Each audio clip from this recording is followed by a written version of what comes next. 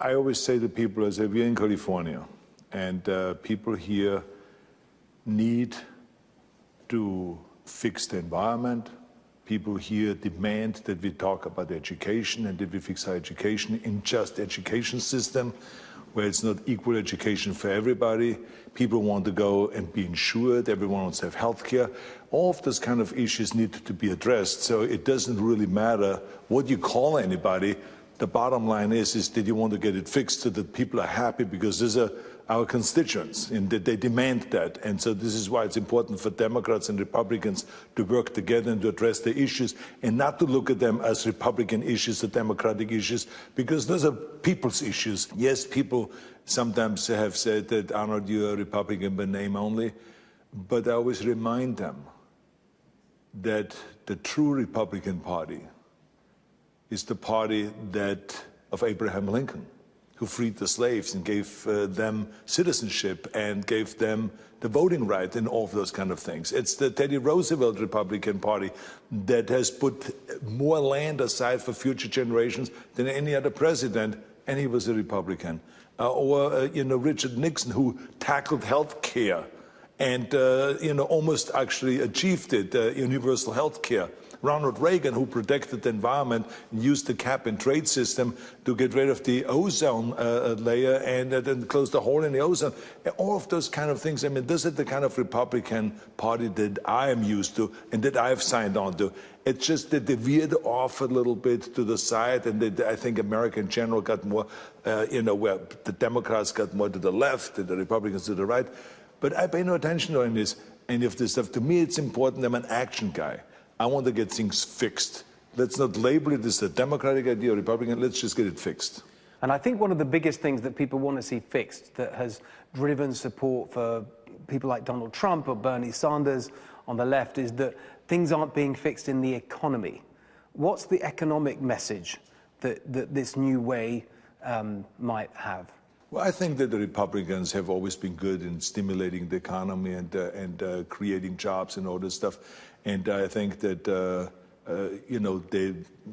now the idea is to get up to 4% again of GDP growth and all that, to employ everybody, to solve eventually the problem that there is 8 million jobs out there that are unfilled because people don't have the education, they're not qualified to fill those jobs. Mm-hmm. So that's embarrassing. That's a problem that needs to be addressed. So there's a lot of things that need to be done, but I think that California is coming back economically right now like gangbusters, and hopefully we get to this 4% that Trump envisions again, and therefore have more revenues and therefore be able to pay off our debt and all that stuff.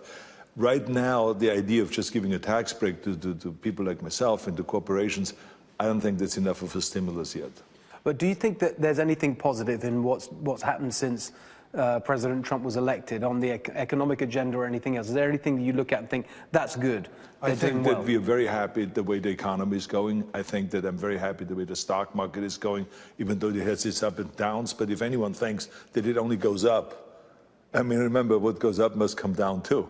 And so I think this is normal. That's the way the stock market always goes. So I'm very happy with the way the stock market has gone over the last year. And hopefully people will come together and not be as polarized. Because I am always the first one that says, when the people have spoken, we have a president. And we need to support that president no matter what. You maybe think it's the wrong party, or you maybe think this is wrong and that is wrong, but we got to all work together, because as we all know from sports, and I learned a lot of lessons from sports, that when a team works together, then they win. If they start fighting amongst each other, they lose. So I think it is a damage to America, really, overall, if we just start attacking the president because we don't like his style or we don't like his politics or something like that. I think we have to support him, but if he does something wrong that we're displeased with, we should also have the right to speak out and to criticize it. So you've done a bit of that. You've had a bit of fun with the president on Twitter and so on. But being serious about it, do you think that he's someone that you could support in 2020? Is there anything that he could do to win back your support? Look, I have been friends with Trump for many years.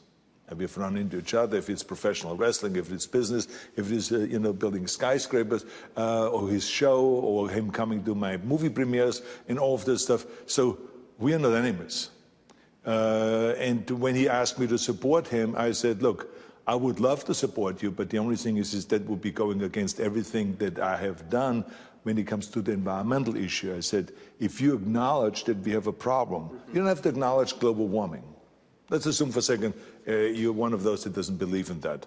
But you have to acknowledge that we're killing 7 to 9 million people a year because of pollution. That has nothing to do with global warming or what's going to happen in the future if the sea levels rise. Let's assume for a second you believe in none of that. I happen to believe in that, but someone else doesn't. That's okay. But acknowledge that we have pollution and we got to stop the pollution. We can do better than that. I mean, if there is a intersection and cars are crashing into each other, eventually you put a stop sign there and says, this has to stop. We got to save people. That's the responsibility, the ultimate responsibility of government. And so the same is with pollution. You cannot continue on knowingly that people are dying and that we're killing people with pollution, with fossil fuels, and not do anything about it. That is ludicrous. You didn't frankly have the balls to put country before party.